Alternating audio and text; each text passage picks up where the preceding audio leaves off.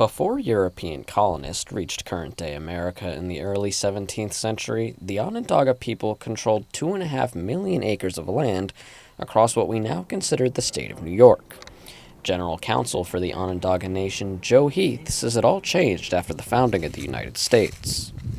After the Revolutionary War, the land began to be taken illegally by New York State. They had to take it. They had no other money. They had no way to pay their veterans.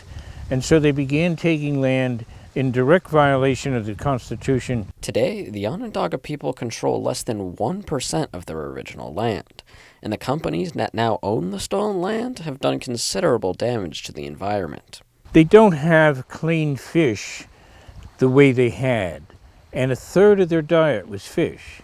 We have pictures of fish coming out of that stream 20, 21 inches long in the 50s and 60s, gone.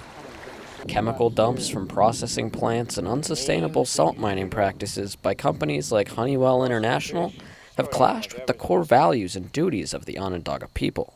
The leaders are mandated to be stewards of the land, whether it's under their jurisdiction or not. It's still their obligation under their rules and under the Great Law of Peace to protect this creek, to protect that lake.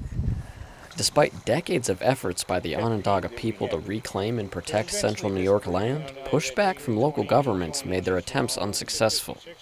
That is, until earlier this month when Honeywell returned 1,000 acres of land to the Onondaga people as part of a larger federal environmental settlement. Through lengthy negotiation with government officials, the Onondaga people secured land near the headwaters of Onondaga Creek, a main source of water that feeds into Lake Onondaga. This development should improve the fishing conditions in their territory. We are working with people from the Forestry School, Fish and Wildlife, and other scientists to restore the brook trout in this stream. That's part of the restoration that has already been begun and will now accelerate. The stream cleanup could serve as a broader example of the benefits Native peoples bring to the land.